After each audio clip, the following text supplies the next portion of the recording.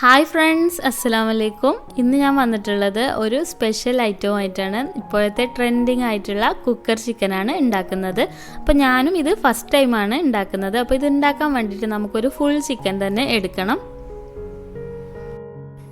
Chicken നന്നായിട്ട് കഴുകി വൃത്തിയാക്കിയിട്ട് നമുക്ക് ഇതിൻ്റെ മുകളിലേക്ക് ഇങ്ങനെ ചെറുതായിട്ട് ഇങ്ങനെ കട്ട് ചെയ്ത് കൊടുക്കണം. കട്ട് ചെയ്യാന്ന് വെച്ചാൽ ഫുള്ളായിട്ട് കട്ട് ചെയ്യല്ല, ഇങ്ങനെ വരിഞ്ഞ് കൊടുക്കുക.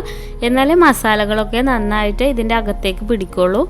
ഇനി നമുക്ക് ഇതിലേക്ക് മസാല ഉണ്ടാക്കണം. അതിന് വേണ്ടിയിട്ട് 1.5 ടേബിൾ സ്പൂണോളം കുരുമുളക് പൊടി ചേർത്ത് കൊടുക്കുക. 1.5 ടേബിൾ സ്പൂൺ തന്നെ മുളക് പൊടിയും ചേർത്ത് കൊടുക്കുക. അപ്പോൾ ഞാനിവിടെ നല്ല എരിവൊക്കെ ചേർക്കുന്നുണ്ട്. അപ്പോൾ നിങ്ങളുടെ എരിവിനനുസരിച്ചിട്ട് നിങ്ങൾ ചേർത്ത് കൊടുത്താൽ മതി. ഇനി ഇതിലോട്ട് 1 ടീസ്പൂണ് മഞ്ഞൾപ്പൊടി ഇട്ട് കൊടുക്കുക. 1/4 ടീസ്പൂണോളം ഗരം മസാല ചേർത്ത് കൊടുക്കുക. ആവശ്യത്തിന് ഉപ്പും കൂടി ഇട്ട് കൊടുക്കുക. ഇനി 1 ടേബിൾ സ്പൂണോളം ഇഞ്ചി വെളുത്തുള്ളി ചതച്ചത് ചേർത്ത് കൊടുക്കുക. അല്ലെങ്കിൽ പേസ്റ്റ് ആണെങ്കിലും കുഴപ്പമൊന്നുമില്ല, അത് ചേർത്ത് കൊടുത്താൽ മതി. ഇനി 3 ടേബിൾ സ്പൂണോളം വെളിച്ചെണ്ണ ചേർത്ത് കൊടുക്കുക. എന്നിട്ട് ഇതൊന്ന് നന്നായിട്ട് മിക്സ് ചെയ്തെടുക്കുക. നമുക്ക് വീട്ടിലുള്ള ആ ഒരു സാധനങ്ങൾ വെച്ചിട്ട് തന്നെ നമുക്കിത് ഉണ്ടാക്കിയെടുക്കാൻ പറ്റും കേട്ടോ.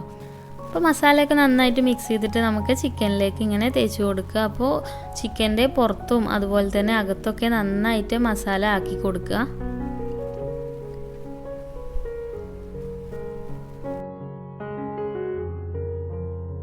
ചിക്കനിലൊക്കെ മസാല നന്നായിട്ട് പുരട്ടിയതിന് ശേഷം ഇതിൻ്റെ അകത്തേക്ക് 2 പച്ചമുളക് ഇങ്ങനെ നടുകെ കീറിയിട്ട് ഇതിൽ ഇങ്ങനെ വെച്ച് കൊടുക്കുക.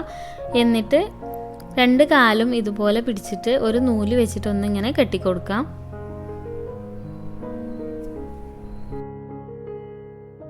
ചിക്കൻ മസാലയൊക്കെ പുരട്ടിയതിന് ശേഷം 1.5 മണിക്കൂറെങ്കിലും നമ്മൾ മസാല പിടിക്കാൻ വേണ്ടിയിട്ട് ഇങ്ങനെ വെച്ചതിന് ശേഷമാണ് നമ്മൾ കുക്കറിലേക്ക് ഇട്ട് കൊടുക്കേണ്ടത്.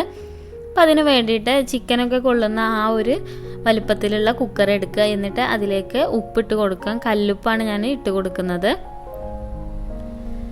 കല്ലുപ്പൊക്കെ നന്നായിട്ട് തന്നെ അടിയിൽ ഇട്ട് കൊടുക്കുക. എന്നിട്ട് അതിൻ്റെ മുകളിലേക്ക് നമുക്കൊരു വാഴയുടെ ഇല വെച്ച് കൊടുക്കണം. അപ്പോൾ ഞാൻ ചെറുതായിട്ടൊന്ന് വാട്ടിയിട്ടാണ് ഇത് വെച്ച് കൊടുത്തിട്ടുള്ളത്. ഇനി കുക്കറിൻ്റെ വിസിൽ എടുക്കണം. അതുപോലെ തന്നെ സൈഡിലുള്ള ആ ഒരു വാഷർ കൂടി എടുത്തിട്ട് വേണം നമ്മൾ കുക്കർ മൂടി വെക്കാൻ വേണ്ടിയിട്ട്. 5 മിനിറ്റ് ലോ ഫ്ലെയിമിൽ വെച്ചിട്ട് ഇതൊന്ന് ചൂടാക്കി എടുക്കണം. അതിനുശേഷം നമ്മൾ കുക്കർ തുറന്നിട്ട് അതിൻ്റെ മുകളിലേക്ക് ഒരു ചെറിയ പീസ് കൂടി വാഴയുടെ ഇല വെച്ച് കൊടുക്കാം. ഇനി അതിൻ്റെ മുകളിലേക്കാണ് നമ്മൾ ചിക്കൻ വെച്ച് കൊടുക്കേണ്ടത്. അപ്പോൾ വാഴയുടെ ഇലയൊക്കെ വെച്ചിട്ടുണ്ട്. ഇനി അതിൻ്റെ മുകളിലേക്ക് ചിക്കൻ വെച്ച് കൊടുക്കുക. അപ്പോൾ ചിക്കൻ വെച്ച് കൊടുക്കുമ്പോൾ കുക്കറിൻ്റെ സൈഡിലൊന്നും ടച്ച് ചെയ്യാതെ തന്നെ വെച്ച് കൊടുക്കുക. ഇനി ഇത് ഏകദേശം ഒരു 3/4 മണിക്കൂർ അല്ലെങ്കിൽ 1 മണിക്കൂറെങ്കിലും കുറഞ്ഞ തീയിൽ വെച്ചിട്ട് ഇത് കുക്ക് ചെയ്തെടുക്കുക. അപ്പോൾ ഞാനിവിടെ ഒരു 50 മിനിറ്റാണ് എടുത്തിട്ടുള്ളത് ഇത് കുക്കായി കിട്ടാൻ വേണ്ടിയിട്ട്. അപ്പോൾ ഇതൊന്ന് തുറന്ന് നോക്കുകയാണ്. തുറന്ന് നോക്കുമ്പോൾ തന്നെ നല്ലൊരു സ്മെല്ലൊക്കെ വരുന്നുണ്ട് കേട്ടോ. ഇനി നമുക്കിത് കുക്കറിൽ നിന്ന് മാറ്റിയിട്ട് ടേസ്റ്റ് ചെയ്ത് നോക്കാം.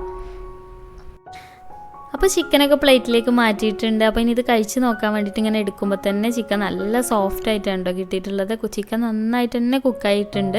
അപ്പോൾ ഇനി ഇതിൻ്റെ ടേസ്റ്റ് എന്ന് പറഞ്ഞിട്ടുണ്ടെങ്കിൽ നമ്മൾ സാധാരണ കറി വെച്ച് കഴിക്കുന്നതിൽ നിന്നും അതുപോലെ തന്നെ ഫ്രൈ ചെയ്ത് കഴിക്കുന്നതിൽ നിന്നൊക്കെ ഒരു വ്യത്യസ്തമായൊരു ടേസ്റ്റാണ് ഇതിനുള്ളത്. അപ്പോൾ നിങ്ങൾക്കിത് ഇഷ്ടപ്പെട്ടിട്ടുണ്ടെങ്കിൽ നിങ്ങളിതൊന്ന് ട്രൈ ചെയ്ത് നോക്കുക. അതുപോലെ തന്നെ ഇതുവരെ ചാനൽ സബ്സ്ക്രൈബ് ചെയ്യാത്തവരുണ്ടെങ്കിൽ ഒന്ന് സബ്സ്ക്രൈബ് ചെയ്യുക കേട്ടോ. താങ്ക്